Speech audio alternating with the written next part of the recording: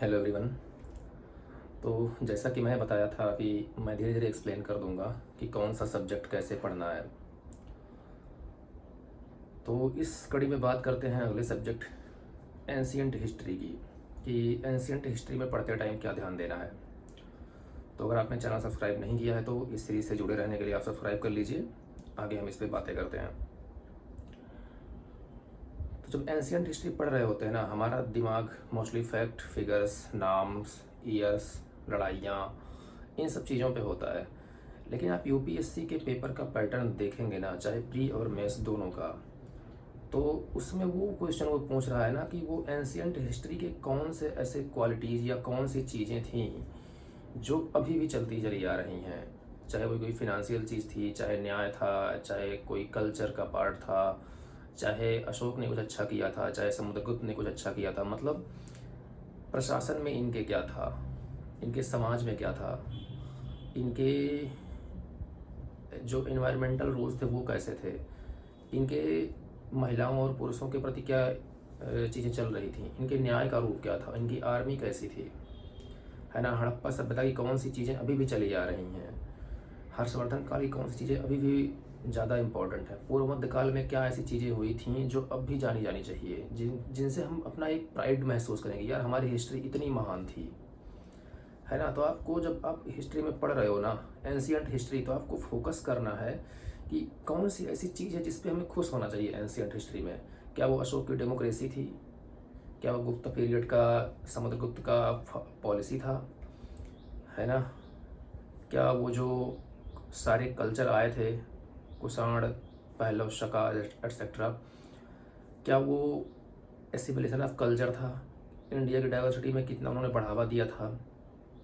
इसलिए वो सारे चैप्टर ज़रूरी हो जाते हैं। इसके अलावा जो उन्होंने कल्चरल इम्पोर्टेंस क्रिएट किए थे, जो आज भी इम्पोर्टेंट है, वो हम कल्चर में पढ़ते हैं। तो मैंने बता चुका हूँ कि कल्चर में पढ़ते टाइम क्या ध्यान देना है, तो मैं उन्हें यहाँ फिर नहीं बताऊँगा।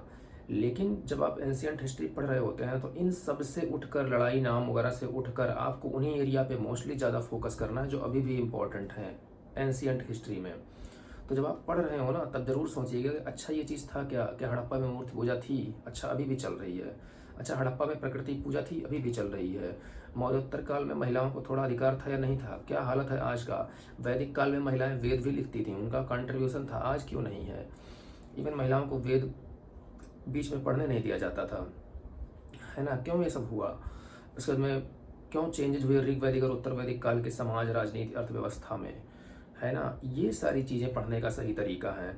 इसके बाद में पूर्व मौर्य काल में ये गिरावट क्यों आई, फिर मौर्य काल में कैसे इतनी वृद्धि हो गई, फिर मौर्योत्तर काल में इतनी डाइवर्सिटी कैसे आ गई हमारी सोसाइटी में, वो सारे फैक्टर्स क्या थे, है ना। और इसी तरीके से जब आप आगे बढ़ोगे, फिर गुप्ता पीरियड में ये सारे बदलाव, इतने सारे जातियों का उद्भव, इतनी सारी लड़ाई, या फिर इतनी सारे जो उन्होंने एग्रीकल्चर की पॉलिसी लाई, इतने सारे सिक्के डिफरेंट टाइप के जारी किए, वो सारी चीज़ें कैसे इंपॉर्टेंट हैं आज। फिर पूर्व मध्यकाल में आप पहुँचोगे, डिफरेंट टाइप्स ऑफ क्या बोलते हैं उसको, किंगडम्स आए, बहुत सारे किंगडम्स हो गए छोटे छोटे, वो कैसे पढ़ना है भूल जाता है। तो इसके लिए क्या करना ना, मैं हमेशा कहूँगा कि एक एंशियंट हिस्ट्री आप पढ़ रहे हो ना, तो आप मैप खोलो। एंशियंट हिस्ट्री के मैप हैं, बहुत सारे अवेलेबल हैं, आप गूगल करिएगा, हर एडी के मैप हैं, मतलब बीसी से 3000 बीसी से अब तक के मैप आप देख सकते हो। तो वहाँ जब आप देखोगे ना हिस्ट्री मैप्स, ये देख लो, मैंने सब रखा हुआ है, मैं आपको दिखा देता हूँ, है ना। तो ये सब आप जब देखोगे ना, मैं मॉडर्न हिस्ट्री तक के मेरे पास मैप्स हैं, मतलब आप देख लोगे, ये इंडिया के पार्टीशन के टाइम का मैप है, इंडिया ऐसा था। आप देखोगे, मैं हड़प्पा टाइम का मैप भी आपको दिखाऊंगा, मेरे पास हर टाइम के मैप हैं यहाँ पे। तो आपको ऐसे करके देखना पड़ेगा, हर पुरानी चीज़ें, हर चीज़ पर फोकस करना पड़ेगा। ये देख लो, ये फर्स्ट एडी का मैप है, इंडिया ऐसा था। तो ऐसे आपको मैप देखना पड़ेगा कि कौन सा चीज़ कब था, कौन सा प्रशासन कहाँ तक चलता था, कौन सा किंगडम कहाँ तक चलता था।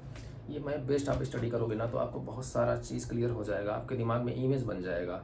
तो वो सारे मैप्स आप डाउनलोड करके रख लो, 10 मिनट लगेगा, गूगल करो हर एडी का मैप, 100 एडी का, 200 एडी का, 300 एडी, 500 एडी। कोशिश करो कि जैसे फॉर एग्जांपल पूर्व मौर्य काल का क्या मैप था इंडिया का पॉलिटिकल मैप, फिर गुप्त काल में क्या पॉलिटिकल मैप था, ऐसे आप मॉडर्न तक के मैप डाउनलोड कर लो, एचडी में मिल जाएगा आपको गूगल पे, मैंने वहीं से कर रखा है। और तब तक पढ़िए अच्छे से, और पढ़ना क्या है ये मैंने आपको बता दिया।